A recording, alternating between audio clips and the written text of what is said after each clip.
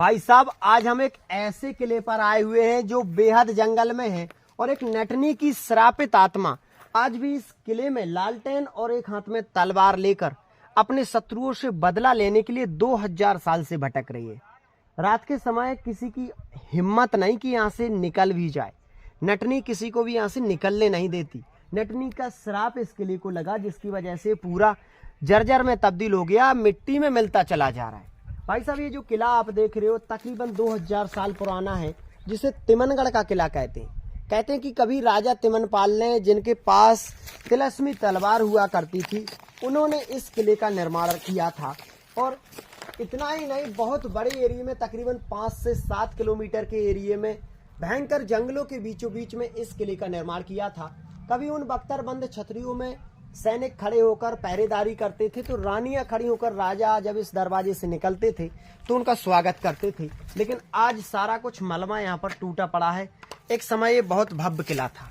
अब हम उस कहानी की बात करते हैं कि आखिरकार ऐसा क्या हुआ कि नटनी की आत्मा आज इस किले में पहरेदारी कर रही है और आज नटनी के श्राप की वजह से ये किला पूरी तरीके से खंडर पड़ गया। कहते हैं कि वो नटनी कच्चे धागे पर चलकर सागर को पार करने का कर्तव्य दिखा रही थी और राजा से ये बात तय थी कि अगर वो सागर को कच्चे धागे पर चलकर पूरा पार कर देगी ना, तो राजा उसे अपना आधा राजपाट दे देंगे।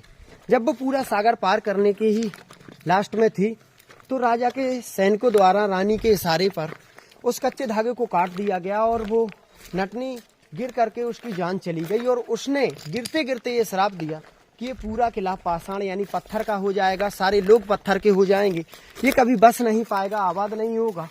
और भाई साहब, तब से इस किले को श्राप लग गया। कहते कि आज भी नटनी की आत्मा हर एक दीवार पर, हर एक बुर्ज पर रात के समय लालटेन और तलवार लेकर इस किले की पहरेदारी करती है। आज भी वो रोती गिड़गिड़ाती हुई अपना बदला लेने के लिए इस किले के चारों तरफ घूमती है। ये किला जितना डरावना दिखाई दे रहा है, उतना कहीं ज्यादा रहस्यमय भी है। आज भाई इस किले को बारीकी से देख लो, क्योंकि ऐसे जंगल में किले बहुत कम ही देखने को हमें मिलते हैं। यहाँ पर एक समय बहुत सारे सैनिक पहरेदारी किया करते थे।